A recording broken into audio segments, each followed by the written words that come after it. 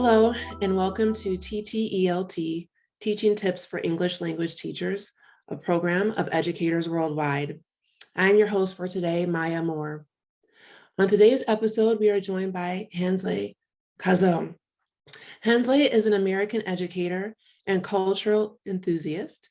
His ESL career began in 2007, teaching in private and public schools in Japan. Currently, Hansley is an English language fellow with the U.S. State Department. Welcome, Hansley. Hey, Maya, thank you for having me. Absolutely, thank you. And today you will be sharing with us some tips on how to increase classroom engagement, which is something that all teachers are interested in learning more about. So we're excited to hear from you, and let's get started. I'll turn it over to you. Yeah, so this came about because I started working with a group of teachers who were struggling with classroom engagement. So through asking some questions, I said, okay, well, what do you know about your students? And I guess, in my opinion, and this is, my opinion, I think there's some things you can probably Google about as well, but getting to know your students is a really good way of increasing classroom engagement. So, and what I mean by that is, for example, it kind of goes with the concept of, you ever been in a workshop that, as teachers, right, you've been in those workshops and you're just sitting there looking at all these methods and you're just kind of like, that's a great idea. Oh, I'd love to do that in my Mhm. class, but it's not going to apply to me. And you just kind of zone out in the workshop, and that facilitator has lost you in engagement. It's kind of the same concept, right? If you're teaching your lessons and the students not finding anything of value to them, you have a high risk of losing engagement. So by getting to know your students, you can do some things to incorporate them in your lesson. So, like, one of the first things I like to do is, for getting to know your students, is first day, maybe like, we usually get in school a little beforehand. So I would probably say, like, when you get to school, if Mhm. you're in public school, when you get to school beforehand, definitely talk to your administration. If you get a roster, find out about your class, how many students you have. But if you have a database, right, in your public school, Okay. then Google your students, search them on the database, find out what languages, what countries they might come from. If you know what languages and countries they might come from, then you'll have like a pretty good idea of culturally what may appeal to them, or what they might find interesting, right?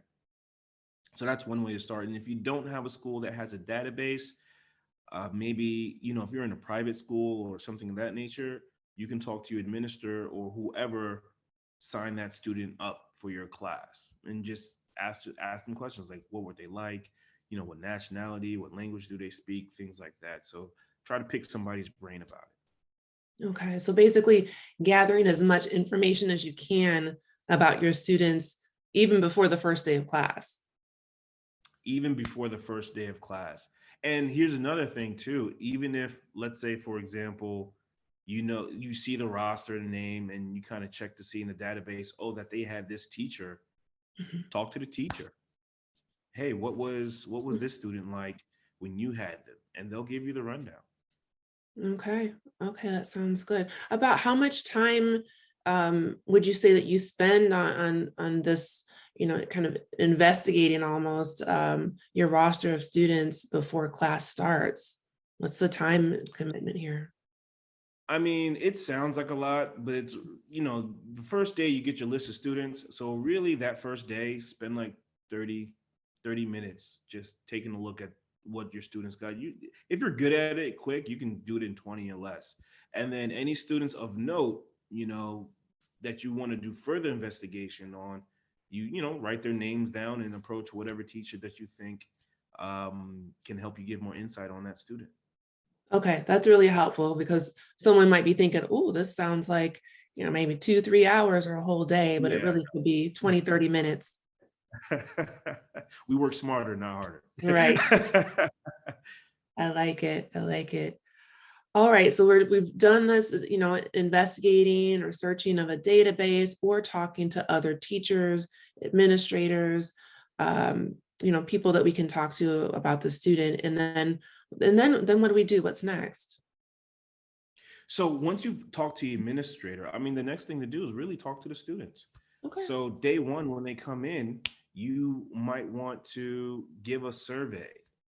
So what I would like to do in my class is I do a little bit of a survey just to find out their academic level or proficiency in English. And what I do is it's a real simple survey. I'm not giving them any questions on grammar or anything like that. I might ask, do you know what a noun is or do you know what a verb is, kind of thing. But I'm not going further than that. My questions are pretty basic, like, do you use English at home? Do you use English with your friends? When you watch a movie, do you watch it in your native language or do you use subtitles? Or do you use no subtitles at all? I feel like these type of questions generally give me a better uh, picture of their language level versus the whole grammar test and kind of thing. And it also gives me an indication about their like enthusiasm for English. So if they're watching movies in complete English, then I generally kind of know, okay, this student is on the ball with it, and they may give me a little bit more effort. And even asking about their enthusiasm overall. How do you like English? Which part of English do you not like the most? Is it reading, writing, or speaking? Or which one do you love the most? Do you like to read? Do you like to write? Those kind of questions let you know what kind of activities you can do in your class that'll further engage and actually maybe give you some insight on what skills they may be not so proficient in. Right. Because if you generally don't like it, you might not want to do it so often. Right. So that helps you to inform your lesson planning down the line because you're getting to know who they are, where their strengths are, some weaknesses. And also sounds like you're getting to know interests maybe as well. Do you ask about their interests, hobbies, things like that in that initial survey? So I don't ask about it in an initial survey, and what I mean sometimes, I mean it's up to you. Right. That's generally up to you. However, that actually goes into my third tip, which is pay attention to your students and what they react to. Okay. And it's a two-part. Pay attention, but at the same time, give them opportunities to express themselves like them. So Got it. a really key thing in that I do is icebreakers. And this all goes within the first 2 or 3 days of your classes. So icebreakers or get to know you projects. If you're a university teacher, you may not have the time to do a get to know you project, but icebreakers in your classroom not only helps you understand the student, but it gets the students more comfortable with each other, right? One of the biggest reasons why students don't participate in class is because they feel the anxiety of social pressure. So if we can reduce that by some icebreakers that make everybody look goofy or everybody shares some tidbits and they find commonalities amongst each other, that really helps in the long run when you're doing activities in class and asking people to give their own opinions in the class. But as far as projects go, one cool project I mean, if you never heard of it, Two Truths, One Lie is a common icebreaker. And what I did for public school was I flipped it. Well, I actually got this idea from another teacher, so Okay. not completely my idea. But as teachers, we borrow from each other. So, Exactly. but it's a cool project in general where you have the students create a PowerPoint slide. You tell them to put a whole bunch of pictures of their interests in the PowerPoint slide, and two of the pictures have to be false.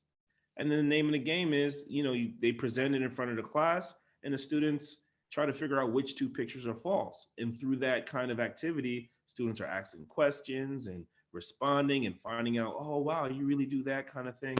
So it's a cool activity. It does take a bit of time, but it's a cool activity for the first couple of days of school. Right. And it sounds like depending on the class size, it could take a couple of days. But what you gain from that, it sounds like is very valuable, from just getting to observe them interact with each other, observe their presentation skills, their speaking skills, all of that. They're learning so much about your students in those first 2 days. And then from 100. that, oh, I'm sorry, go ahead. No, no, I was agreeing with you.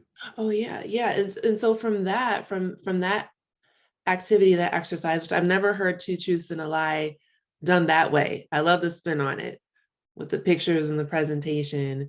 So then from that, what do you do with the information that you gain in that exercise? Once you know what students are engaged in, what do they like, whether it be video games or uh, historical fiction or something of that nature, when your lessons come up in your content and you're like, well, I know I got this one student who doesn't really engage, but he or she really likes cars. I know this next lesson is going to be all about cars and Maseratis and things. Maybe they'll be interested. So you give them a heads up. Hey, guess what?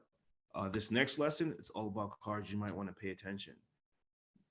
I'm not promising full on engagement. They're going to be engaged, but their ears might perk up a little bit more. And because it's something that they are more familiar with, Right. they might be more inclined to raise their hand and participate in it because it's like, oh, I know this. Right. And You that's what know. you're looking for. That's the first step of engagement, right?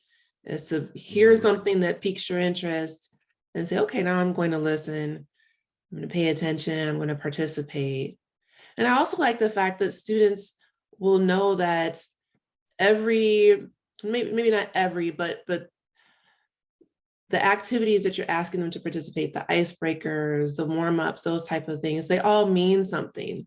You're not doing them just to do them, like you're actually collecting information. And here's the other thing about it as well, with all these icebreakers and getting to know your students and giving them space to be involved. It's, when thinking about, I think about when I was a student, think Yeah. about what was your motivation for going to school? My motivation, I'll be 100% honest, was never about, I can't wait to learn this subject. It was about, I can't wait to see my friends. I can't wait to, talk in class. I can't wait to do all these other things that are not education. And, I'm just being honest, right? Right. But the education happened when I didn't know about it, when I was just thinking that, oh, this is cool, and it's something that I'm interested in.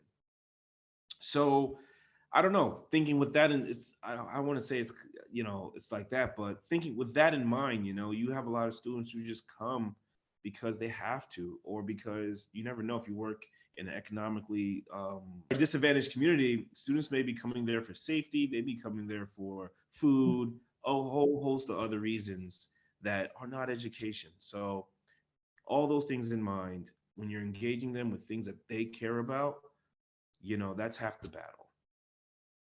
That's a perfect way to wrap up the discussion today.